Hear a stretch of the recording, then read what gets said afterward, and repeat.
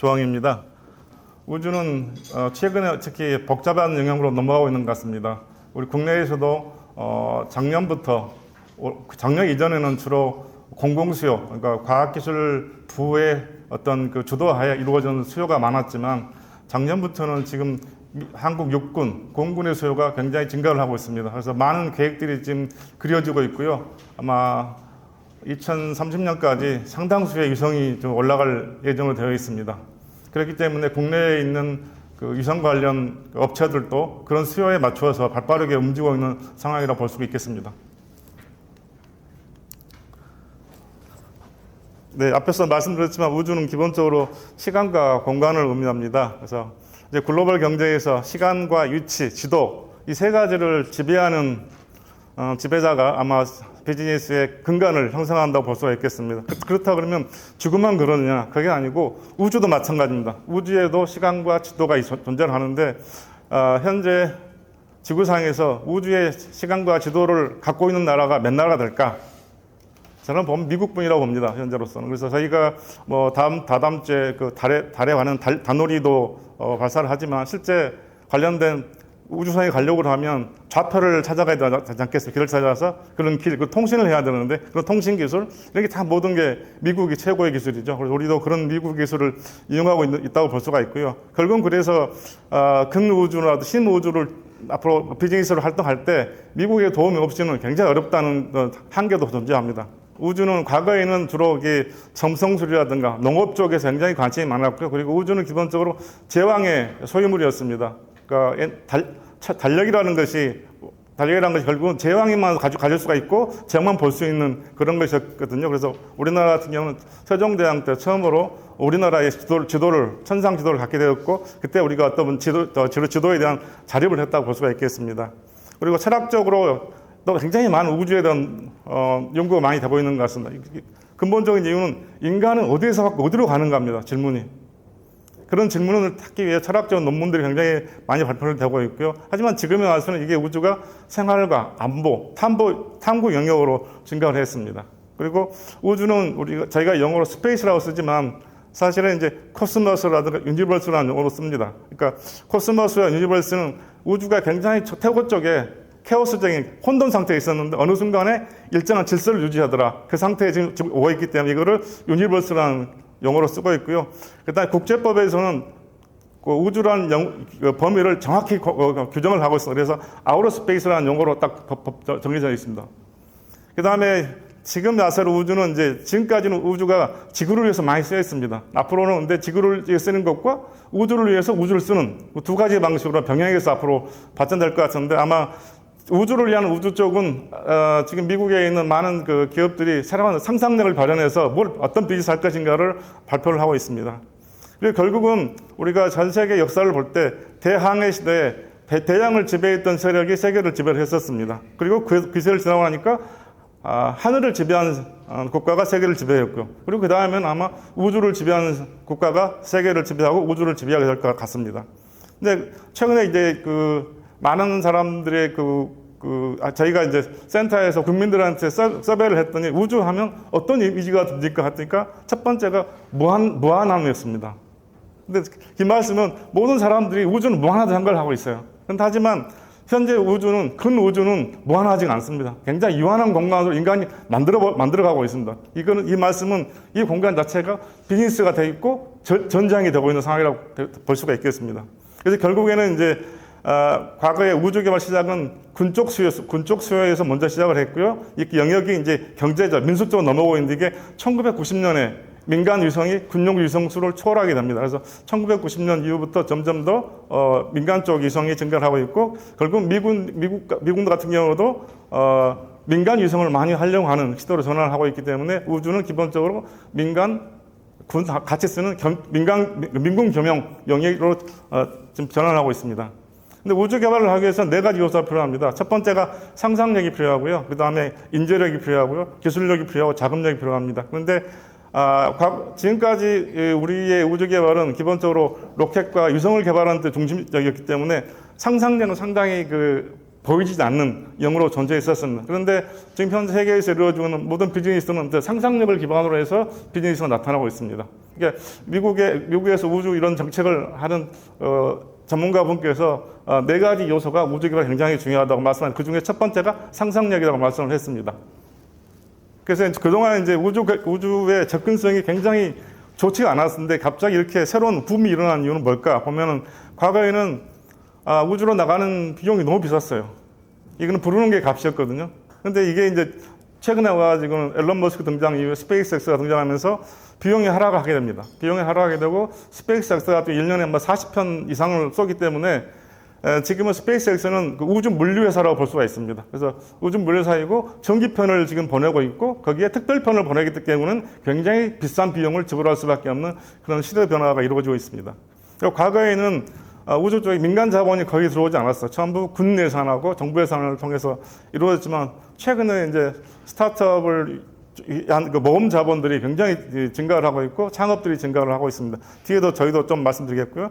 과거에는 오픈 이노베이션을 잘 안 해서 굉장히 폐쇄적 집단이었어요. 소수만 할 수 있고 그런 소수 플레이들만 있었지만 최근에 와서는 이 오픈 이노베이션 하다 보니까 굉장히 많은 새로운 집단들이 그룹들이 우주에 참여할 수 있게 되어 있습니다. 과거에는 국방과 군수 기업이 주로 우주를 했었지만 최근에 와서는 그 플러스 이제 전자 관련 기업, 정보통신 관련 기업들이 이제 참여를 하고 있습니다. 과거에는 이제 정부의 도전적인 프로그램이 없었어요. 그러니까 미국 같은 경우도 챌린저 사고 이후에는 정부가 과학자들이나 공학자에 도전할 수 있는 그 대형 프로그램을 만들지 못했습니다. 그러다 보니까 이제 굉장히 침체된 기여가 있었는데 그 당시에 이제 챌린저가 사고가 나면서 나사에 대한 대대적인 그 개혁을 요구를 하게 됩니다, 정부에서. 그래서 그 당시에 했던 게 나사가 앞으로는 민간과 경쟁하지 말고 민간에서 하는 거는 구입에 쓰도록 하는 그 제도적인 정책 변화를 시도를 하게 됩니다. 그래서 이제 민간에서 상업화 촉진이 이루어지고 수요가 창출되는 그런 사회적 전환 기간을 맞이하게 됐습니다.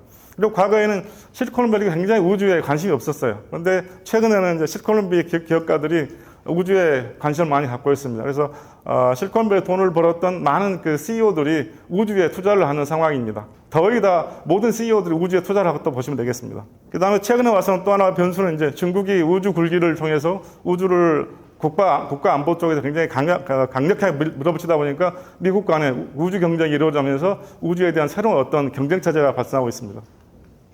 보시면 이제 사실은 올드 스페이스, 뉴 스페이스라는 두 개를 다 구분을 하는데 사실 학문적으로 명확하게 구분되는 건 아닙니다. 뉴 스페이스라는 용어 자체도 쓰고는 있지만 학문적으로 뭐가 뉴 스페이스라는 그 개념적인 정리는 되어 있지 않습니다. 하지만 편의상 이렇게 구분을 하고 있는 것 같습니다.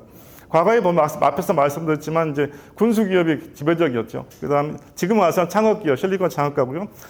과거에는 미국 같은 나사가 모든 코칭하고 모든 비용을 줬기 때문에 군수 기업들은 그냥 받아먹으면 됐습니다. 시킨 대로 하면 됐어요. 그래서 혁신 의지가 전혀 존재하지 않았습니다. 하지만 지금에 와서는 기업들이 민간 기업이 참여하다 보니까 가격 경쟁이 굉장히 중요하고요. 그다음에 새로운 비즈니스 아이디어가 굉장히 중요한 시도로 변했습니다. 과거에는 정부 사업이기 때문에 실패를 굉장히 두려워했어요. 그러다 보니까 기간이 연장이 많이 되고 예산 증액이 많이 나사의 많은 사업들이 기간이 연장되고 예산이 증액되는 게 대다수입니다. 지금 언론에서 나오고 있는 제임스 웹이라는 그 우주망원경도 100억 달러가 투입이 됐고 20년 정도 사업장이 소요됐는데 그 과정을 보면은 굉장히 많은 예산과 사업기간이 증액된다는 보실 수가 있겠습니다. 하지만 최근에 와서는 실패를 혁신으로 간주하는 분위기로 바뀌고 있는 상황입니다. 민간 기업은 실패를 해도 좋다는 측면에 도전하기 때문에 혁신으로 간주하고 있는 것 같습니다. 그리고 과거에는 수요는 산발적으로 일어났습니다. 산발적으로 일어났고 이래 정부의 군수요 한정된 수요였지만 최근에는 이제 주기적인 수요, 그다음에 군집 수요, 만기, 600기, 700기 정도 하는 수요들이 발생하고 있고 최근에는 조그만 전자레인지 정도 사이즈 되는 큐브 위성을 누구든지 만들 수 있는 그런 시대가 됐습니다. 그래서 미국 같은 경우는 초등학교에서도 큐브 위성을 만들어 쏘기도 하고 남아프리카에 있는 대학에서도 큐브 위성을 만들어서 올리면서 자기 나라 첫 번째 위성이라고 이게 광고를 하고 있는 그런 상황입니다. 과거에는 생산 방식이 단품 생산 방식, 주문 생산 방식이었습니다. 그런데 현재는 대량 수요가 늘어나다 보니까 대량 생산을 이루어지고 있고 공정 혁신이 막 이루어지고 있습니다. 그래서 스페이스X 같은 경우는 위성을 제조하는데 3D 프린팅이라든가 로봇이라든가 여러 가지 자동화들을 많이 이용해서 생산 단가를 낮추고 있는 상황입니다. 자금도 보면 지금 과거에는 정부가 중심이었지만 지금은 자기 자본과 투자 펀드가 굉장히 중요한 축이 되고 있습니다. 국내도 좀 이따 말씀드리겠지만 국내 투자 기관들도 우주 쪽에 많은 투자를 하고 있습니다. 그리고 과거에는 앞에서 말씀드렸지만 계약 방식이 굉장히 좀 문제가 있었는데 과거에는 나사가 비용 플러스 계약을 했습니다. 그래서 이제 최근에서는 이제 나사가 바꾼 게 고정 가격입니다. 그래서 고정 가격이기 때문에 이윤을 남기게 되면 기업이 그 마진으로 가져가는 형태로 되어 있습니다. 이거는 이제 작년도 2월에 하버드 비즈니스 리뷰에 나온 표지 사진입니다. 이게 하버드 비즈니스 리뷰에서도 이렇게 우주가 비즈니스 영역으로 가까이 와 있다는 걸 보여주는 사진이 되겠습니다. 뒤에 대로 설명하기 위해서 간략하게 말씀드리면 우주는 이게 지구에서도 이게 달, 태양 있지만 우리가 주로 말씀드리는 거는 저궤도가 비즈니스형으로 좀 되어 있습니다. 저궤도는 주로 2,000km, 지상 2,000km 그쪽 공간 영역을 주로 우리가 비즈니스 영역을 하고 있고 중궤도, 정지궤도 비즈니스를 하긴 하는데 그쪽은 아직은 비즈니스가 굉장히 소수 영역에 머무르고 있습니다. 그리고 정지궤도를 넘어가게 되면 이거는 탐사 영역으로 넘어가게 되겠습니다. 달까지는 이제 38만 4천 km가 되겠고요. 태양까지는 1억 5천 km가 되겠습니다. 그래서 과거의 산업 구조를 보시면 올드한 그 스페이스로 보면 이런 피라미드가 되어 있는데요. 그 우주 하드웨어, 위성 발사체, 탐사선 지상 설비. 사실은 우리나라의 그 많은 비즈니스가 여기에 몰려 있죠. 지금 우리 항공구청 이야기도 요 이야기를 하고 있는 겁니다. 여기 하고 있고, 그 다음에 우주 이용 서비스, 통신 방송, GPS 지구 관측, 그 다음에 우주 기기 분야, 장비, 내비게이션, GPS. 그다음 이런 활용 분야 이렇게 존재를 합니다. 근데 우리나라의 현재 우주 산업 시장은 약 2조 원 정도 됩니다. 2조 정도 되고요. 그 전 세계 시장으로 보면은 0.8%밖에 되지 않는 그 시장 구조를 갖고 있고요. 그다음에 2조 중에서도 요 부분은 약 23%밖에 안 됩니다.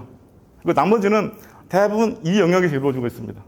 결국 뭐냐면 우리나라에서 돈 버는 기업은 다 이쪽 기업들이거든요. 그러니까 이쪽은 위성 단말기라든가 자동차 내비게이션. 그래서 저희가 우주 산업을 정의를 할 때 굉장히 어려운 분야가 이런 것들은 내비게이션을 우주 산업에 넣을 것인가 말 것인가, 이걸 전자기기로 볼 것인가 말 것인가, 굉장히 논란이 있는 상황입니다. 그래서 저희도 내년에 이 문제를 어떻게 할 것인가를 좀 정리를 하려고 하고 있고요.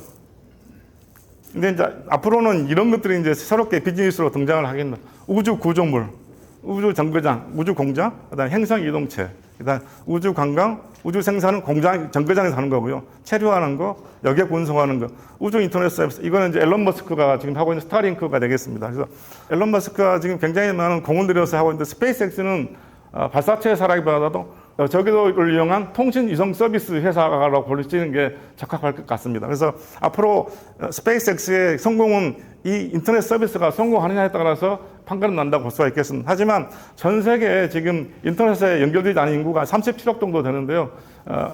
그 37억을 이쪽에서 커버를 할 수 있는 건지, 그렇다면 37억 인구는 대부분 못 사는 지역에 사는 사람들이기 때문에 단말기 수요도 그 구매력도 없고, 그 다음에 일단 문제는 전기가 없는 지역에 많이 삽니다.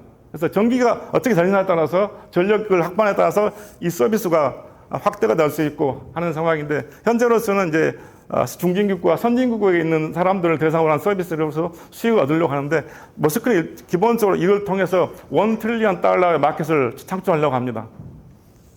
하여튼 이제 최근에 와서 뉴스페이스를 보시면 뉴스페이스의 그 아이콘이 이제 소형위성입니다. 소형위성인데 하나를 하는 게 아니라 군집으로 해서 뭐 10,000기, 600기 하는 군집위성인데, 이게 지금 현재 핫한 그 영역이 되겠는데, 이 관련된 업체들이 이렇게 많이 존재를 하고 있습니다. 이 중에서 앞으로 몇 년 지나서 누가 서바이벌하고 누가 여기서 퇴출될지, 그런 이제 비즈니스 영역에서 판가름이 될 것 같습니다. 근데 여기서 이제 문제는 이 위성들이 굉장히 많습니다. 근데 과거에는 위성을 1개, 2개, 많은 5개 정도 막 제작 안 했거든요.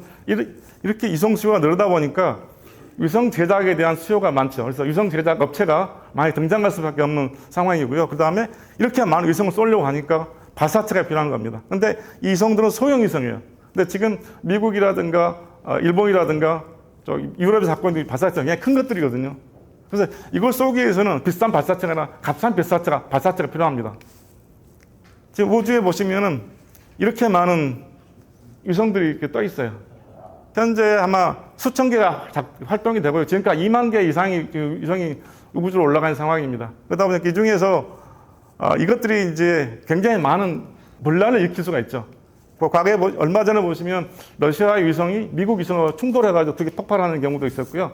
그 다음에 중국이나 인도가 우주에 있는 위성을 지상에서 미사일을 쏘아서 폭발시키는 실험도 했고요. 그러다 보니까 이 영역 자체가 자산 보호 굉장히 중요해지고 있습니다. 그래서 군에서도 이 우리 국내 민간이 갖고 있는 위성에 대한 안전 확보를 어떻게 할 것인가도 굉장히 축제로 지금 되고 있는 상황입니다. 그래서 이제 앞서 말씀드렸지만 소형 위성이 증가하다 보니까 이 소형 발사체에 관련된 기업들이 스타트업들이 대부분 굉장히 많이 늘어나고 있습니다. 보시면 이렇게 최근에 이렇게 2013년 이후로 이렇게 증가를 하고 있거든요. 가격도 굉장히 저렴하게 만들고 있습니다. 해외에서는 누리호를 소형 발사체로 보거든요. 근데 우리는 중형 발사를 보고 있는 거고, 그러니까 기준이 다릅니다. 그런 상황이 있고. 그래서 가격들이 이렇게 뚝뚝 떨어지고 있습니다. 지금 가격이 떨어지고 있고. 그래서 현재 보면 이제 과거에는 개별 비즈니스에서 앞으로는 통합 비즈니스로 이루어지고 있는 것 같은데, 과거에는 앞서서 말씀드렸지만 정부 군수요 중심 그래서 때문에 개별 비즈니스 국가 간 경쟁을 했지만 최근에 와서는 이제 기업 간 경쟁으로 전환을 하고 있고요. 이것이 이제 앞에서 말했던 이런 소형화 군지화 때문이라고 볼 수가 있겠습니다. 현재 보면 우리도 이런 형태를 하고 있거든요. 우리도 지금 방식이 정부 수요, 실패했자에 따른 과정과 신뢰도, 이에 따라 비용이 증가하고 기간이 늘어나고, 그다음에 위성과 발사체 전문 기업은 아직은 우리에게 없지만 미국 같은 경우는 이런 혁신성이 적었고, 국내에서도 보면 위성 구매 임대 서비스를 하고 있는 곳이 있으면 돈을 많이 벌고 있는데 KT가 갖고 있는 KT셋인데 이거는 100% 지금 비즈니스에서 물량을 다 소화하고 있고 돈을 벌고 있고 추가적인 비즈니스를 확대를 하려고 하고 있습니다. 그다음에 지구관측 영상 쪽에서도 최근에 이제 국내의 스타트업 기업들이 나와가지고 등장을 하고 있습니다.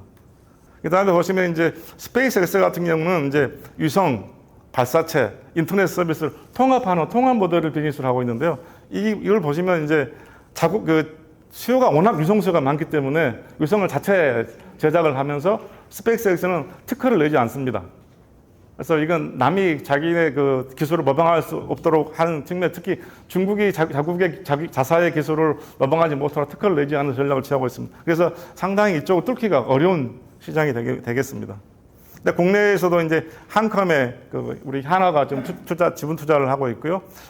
최근에 보면은 핀란드에 이런 아이스와이라는 회사가 있는데 이 엑스밴드 비가 오나 눈이 오나 구름이 끼나 지상을 볼 수 있는 위성인데요. 민간 위성인데 이 위성을 가지고 서비스를 많이 하고 있습니다. 그런데 이런 쪽은 주로 군용으로 많이 쓰고 있거든요. 그래서 이 회사는 지금 현재 비즈니스 모델이 굉장히 브레이크 이븐을 넘어가지고 수익이 나기 때문에 계속해서 위성수를 늘려가고 있습니다.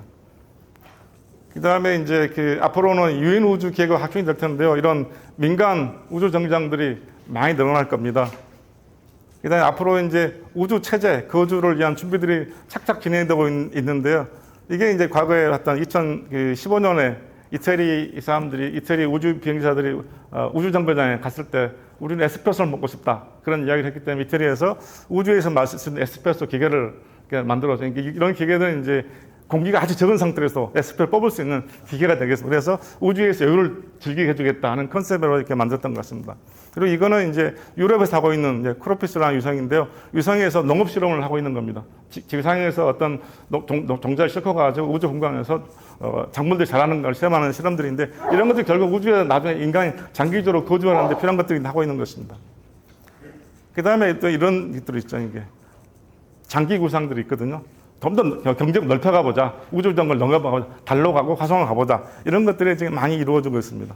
그래서 이제 일본의 아이스페이스라는 조그만 스타트업 기업인데요. 이 스타트업 기업은 2040년에 1000명을 달에 거주시키고 10,000명을 우주에 관광을 시키겠다는 비즈니스 목표를 가지고 지금 사업을 하고 있고 관련된 기술들을 개발하고 여기에 일본의 투자자들이 또 많이 좀 하고 있는 것 같습니다. 그다음에 멜론 머스크는 이제 화성 경제 문화권을 창출하겠다 이런 큰 구상하에 이렇게 지금 준비를 하고 있죠.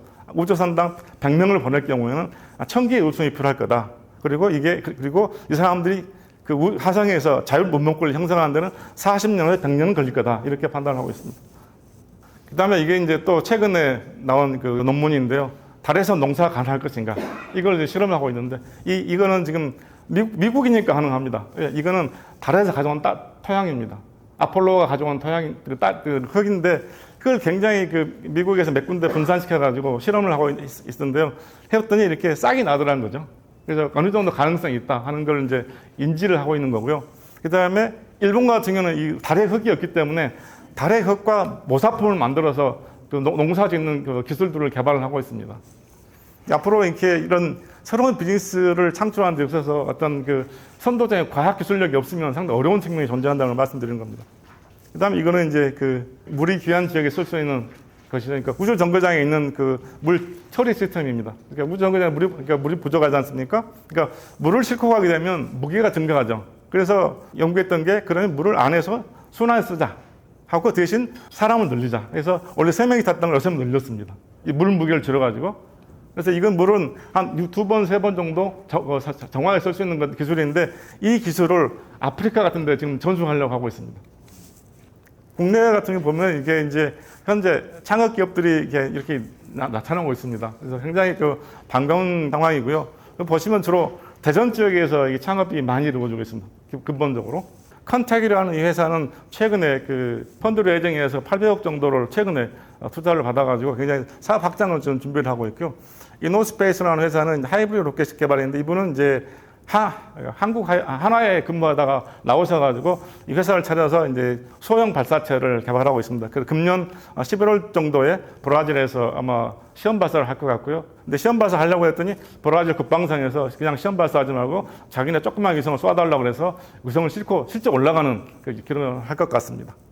그리고 여기에 이제 또 막내로 나온 게 있는데 우나스텔라라고 이게 참 재밌는 회사인데요. 이 회사 같은 경우는 이제 자기는 우주 관광을 하겠다는 겁니다. 그래서 이야기를 들어보니까 지상에서 110km, 120km까지 사람들이 가서 한 15분 정도 우주를 보고 내려오는 그런 그 비즈니스를 갖고 있고 자기네 비즈니스 타겟은 아시아권이다라고 이야기를 하고 있습니다. 그래서 이 친구들도 우주 관광을 하기 위한 발사체에 대한 지금 설계가 끝나는 상태이고 발사체를 이제 제작하는 준비를 하고 있는 단계에 있습니다. 그리고 여기도 없지만 최근에 또 이제 그 레이저 통신을 하겠다는 회사가 최근에 창업이 됐습니다. 그래서 이제 지금 현재 저궤도에서 쓰는 통신량들이 굉장히 폭주해가지고 지금 그 간섭 현상들이 많이 발생하고 있거든요. 그러다 보니까 레이저를 한번 해보자는 이야기도 많이 나오고 있는데 군에서 굉장히 관심을 많이 갖고 있고요. 그 다음에 우주의 통신은 레이저 통신이 아주 정확하다는 걸 인지를 하고 있습니다. 그래서 그런 쪽 수요가 증가하고 있는데 아마 우리 그 관련된 기업이 그런 쪽의 시장에 좀 진입을 하려고 준비를 하고 있습니다.